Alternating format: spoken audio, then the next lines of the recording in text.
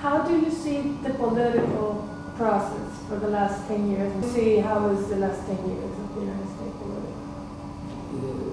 Like in the context, how can you summarize a little bit how was the political situation with Bush?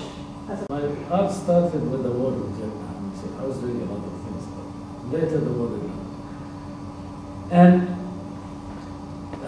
of course I was familiar with the involvement, so many conflicts in the Middle East, and the United States is a major power and a very important power in making decisions how things will run. And as I traveled to Latin America, of course, I became even more involved in these issues. So when the war started, the invasion of Iraq and Afghanistan, this was, I think, had no purpose, no real goal, it's except the worst of consequences, which caused perhaps more than 1 million Iraqi were killed. Millions of refugees. An entire country, I've seen my native country, Lebanon, completely destroyed during the Civil War. But here you have a superpower. Actually, Iraq is flat. It doesn't have mountains. I mean, you could easily destroy it from the air, which is systematically happened. But this was a terrible tragedy to cause such harm, to cause such terrible thing to almost everyone in the United States, to all human beings, and create such destabilization in the Middle East, which this war took away the focus from so many important things, so many important events. And it was criticized heavily, but even, there were so many demonstrations, but still the voices of dissent are weak. In my art, I have always wanted to establish a deeper relationship with them. We treat themes that have political connotation, not in the sense of propaganda, in the sense of revealing images that have to do with human choice and are the result of terrible decisions such as war. Who makes war? States creates war. States, this has to be political for a decision that they have suddenly decided to wage war against such and such country and destroy it and make it and so on.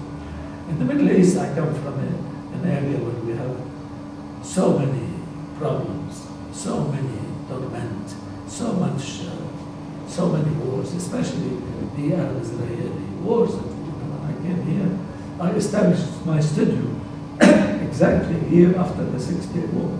So-called. I'm very interested by seeing your art. Do you have any? I see a lot of suffering, struggling, fighting, and death. Do you actually portray this to have an impact on people that maybe after all this trouble, it's going to be hope? Or like, how can you want to? There is always hope in everything. There is hope. This is what I was saying. The sky is covered with so much fire, with so much this. But also somewhere in every painting you will find this little bit of green somewhere that denotes hope. But an important aspect of the work, especially sometimes the way there are certain installations in which I would literally cover everything. Cover all this white space that you see so that you will be surrounded almost like a cage. And the whole purpose is to confront you. So the painting play that role. They would stand in front of you and they make their argument. They establish some kind of a dialogue with you. This is my hope. So that you, the viewer, will share, I will share with you, and you will have a sense of appreciation and relation with the physical mental involvement of the artist. So these are physically aggressive. trying to unite the scale, the technique, and the theme. The theme of it. When I started doing this, dealing with the theme of war and the horrors of war and suffering, it was very important for me to project this work on a scale and with a technique that will be in harmony and will convey this, will convey the kind of feeling, emotion, passion that is in me that I want to transmit through my emotions, experience, and ideas. So in every exhibition, this is when I was talking as well about all these conferences, it was fascinating to see normal people, regular people, with children coming and looking and actually making some kind of relationship and dialogue with the work. And I have, and I appreciate this feeling that the work,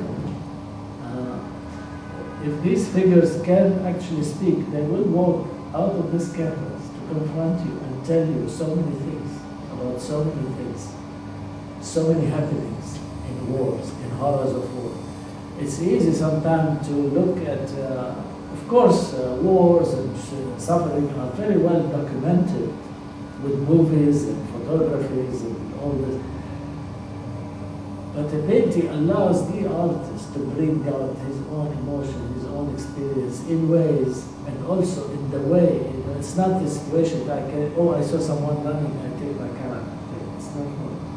I see these images and then I can put them together on a canvas and work on it. And I wait for this moment. See, I live in total isolation. I'm completely isolated. I live in the studio where the war in Lebanon was, I was visiting every year. My mother was living there, my relatives were there, they were all under fire, they were all, everyone lost something. But when I can paint, when I take this, transmit what went into my head, I will close myself, waiting for this moment. Now I want to show it. Do you see yourself painting anything else other than this? Maybe if there was no more anymore in the world, do you think, is it possible to change your style? If we live in this dream world in which there is no problem, no war, I probably would, it's like a poet, you would be writing about this beautiful tree or this magnificent sight or something that would inspire you. But to me, I always loved to create and transmit my feeling, to communicate through words or poetry or images even better. Images is the greatest thing I could do.